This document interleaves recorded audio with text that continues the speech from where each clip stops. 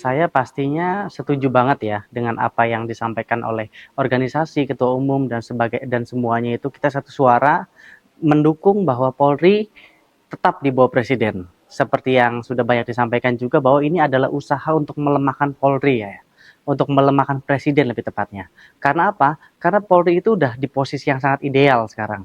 Kenapa harus diubah lagi? Memangnya ada apa yang harus diubah gitu loh. Nah, sekarang kita lihat ada modus apa di balik dari perubahan ini? Adakah modus politik atau ada modus yang lain? Soalnya secara substansi menurut saya nggak ada alasan untuk merubah Polri itu menjadi di bawah kementerian dan sebagainya. Selama ini fan-fan aja kok. Kita juga masyarakat merasa nyaman, tentram berada di Indonesia begitu. Berarti ini kalau dari Bapak sendiri menyebut bahwa permainan politik ya. Betul. Permainan politik di sini rasanya kental sekali ya, karena sekarang ada presiden baru dan sebagainya. Yang dilihat di mancanegara juga beliau kan orangnya powernya besar ya untuk Pak Prabowo ini, chemistry-nya dapat dan sebagainya. Tapi ada beberapa elemen masyarakat yang mungkin nggak suka gitu loh. Apalagi diperkuat oleh Kapolrinya sendiri pun menurut saya punya kredibilitas yang baik dalam institusi tersebut, maka menurut saya pasti ada orang yang nggak suka di sana.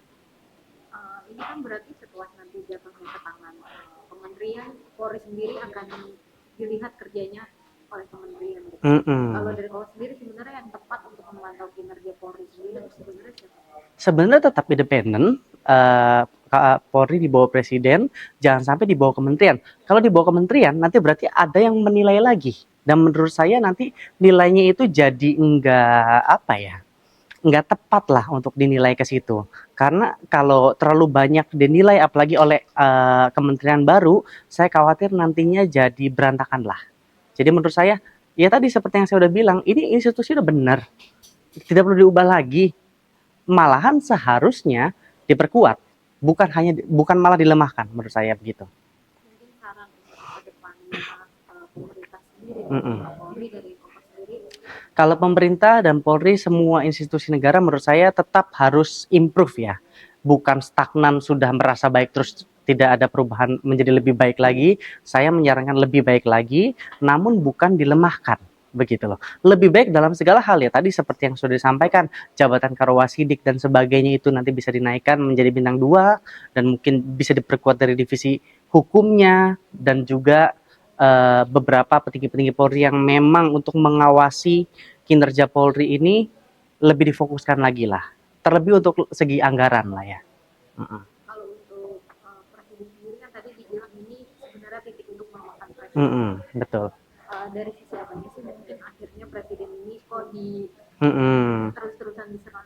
Nah, sekarang kan presiden di atasnya Kapolri langsung begitu ya. Di atasnya Kapolri langsung kan dia bisa bergerak lebih cepat. Nah, apalagi sekarang kan pintu utama untuk menuju keadilan di Indonesia kan ada polisi begitu loh ya. Jadi saya rasa jika sampai di bawah kementerian nantinya akan menghambat kinerja Polri nantinya. Gitu. Mungkin yang mau disampaikan kepada Polri atau bentuk dukungannya kepada Polri? Bentuk dukungannya pastinya untuk Kepolisian Republik Indonesia.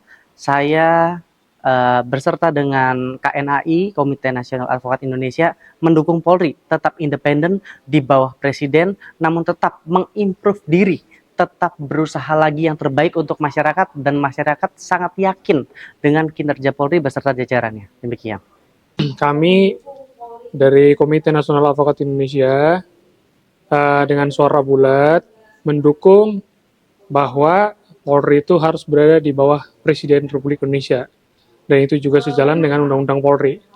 Bahwa kepolisian itu harus menjadi garda terdepan dalam keamanan, ketertiban di dalam Republik Indonesia sendiri, dalam situasi nasional lah kira-kira. Jadi itu harus di bawah kendali Presiden Republik Indonesia.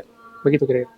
Bang, bentuk dukungannya seperti apa sih Bang untuk Polri sendiri? Karena kan sekarang juga sebagian masyarakat kurang percaya dan akhirnya mendukung ya Bang. Polri tetap di bawah pengawasan dari kementerian gitu. Abang, bentuk dukungan Abang gimana nih ke Polri sendiri? Ya, bentuk dukungan ke Polri itu salah satunya dengan tetap kami dari Komite Nasional Advokat Indonesia itu di bawah Presiden. Yang kedua, perlu adanya penambahan personil khususnya di bagian reserse kriminal. Jadi dengan segitu banyaknya laporan, tentu kan SDM-nya juga harus ditingkatkan, terus anggotanya juga semakin ditambah, sehingga dalam menangani perkara itu bisa secara maksimal. Jadi kalau sampai satu perkara itu ditangani, ratusan perkara ditangani dengan satu orang, tentu kan akan menguras tenaga, dan itu tidak mungkin bisa menyelesaikan dalam 1 atau 2 bulan. Mungkin bisa sampai bertahun-tahun. Karena kan di dalam proses penyelidikan, dan penyidikan itu kan dalam hal ini penyidik harus menemukan adanya unsur pidananya.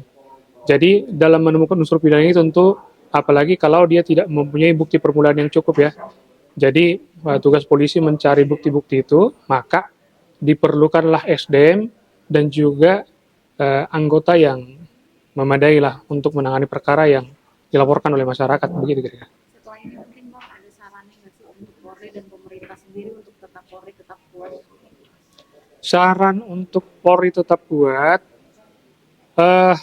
Polri itu harus ditambah anggarannya, harus ditambah anggotanya, khususnya yang menangani tindak pidana, dan juga pengawasan tentunya ya, supaya proses yang dilakukan oleh penyidik atau penyelidik dalam mencari bukti material, dalam mencari unsur pidananya, tentu itu harus didukung dengan anggaran.